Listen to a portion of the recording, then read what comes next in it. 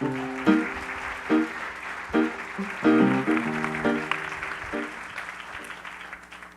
first lie I can remember telling, I was 7 years old, standing on a playground. I told my friends that my dad had a heart attack. In 6th grade, I lied and told my teacher that I had a brain tumor. I lied all my way through school. My real name wasn't Julie. I had an inheritance on the way. I had cancer. The lies kept coming and coming. They baffled my teachers, my parents, and even myself. But I kept on lying. I lied my way into adulthood, seeking love and approval, power and control. My lies wove a path of destruction through my life and through the lives of others. Ultimately, they drove me into therapy, where I did years of deep work to dismantle my patterns of deception, to make amends, and to live an honest life. So complete was my transformation, so profound, that I trained to become a life coach. And I dedicated my life to supporting other people in releasing their shame and finding and living their deepest truth.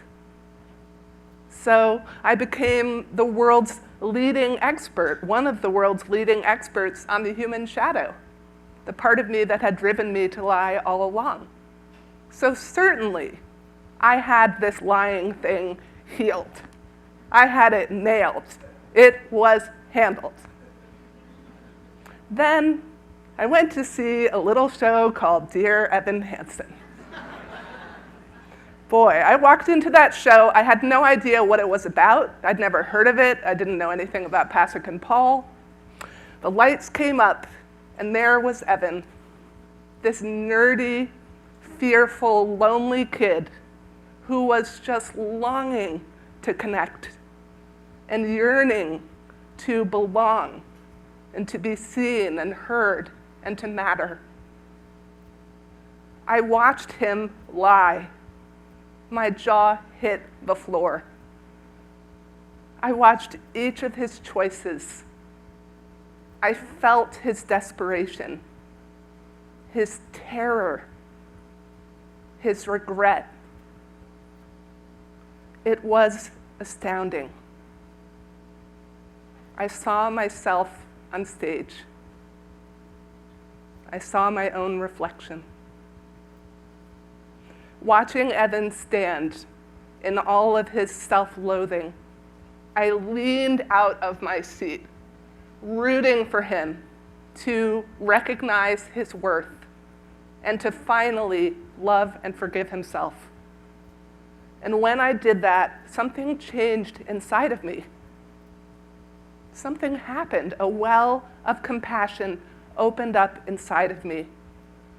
Compassion that flooded first toward Evan and then toward myself, toward the part of me that I had locked away, that I had handled, that I had healed, to a part I was still judging, still hating, that I thought of as a monster, that I could never forgive for the damage I had done. Here in this theater, confronted by the part of me I had struggled with the most in my lifetime, that I had the most shame around, Dear Evan Hansen helped me see myself and understand myself in a new way. I felt compassion for that lost little girl who always felt on the outside looking in. A girl who thought that she had to lie in order to be enough and to be found.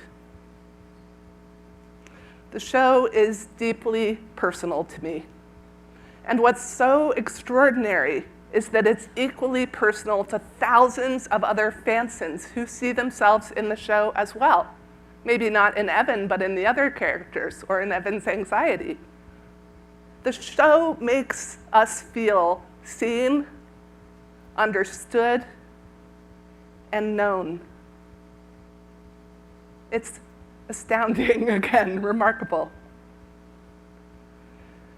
I've been going to the theater for 35 years, going to Broadway shows for over 35 years. But it was dear Evan Hansen that introduced me to a new relationship with theater, one where we are not just consumers of it, but agents of it, where we can look at the characters on stage for the aspects of ourselves that we love and for the aspects of ourselves that we hate. And we can use what we find to illuminate parts of ourselves that need our attention. Dear Evan Hansen has helped all of us do what I think is the hardest job on the planet, which is to love ourselves more fully. I want to encourage people to engage with theater in this active way because, how do I say this? Let me just look at my notes. When we love a show, when we really love a show, it's so easy to take all of our light and put it on the show, on the creators, on the musicians, on the actors. But we must save some of that light for ourselves to illuminate the parts of ourselves that need our love. There is no greater tribute to art that we love than to allow it not just to inform us or affect us or entertain us, but to allow it to change us, rearrange us, and ignite us so that we can be the best of Broadway. Thank you.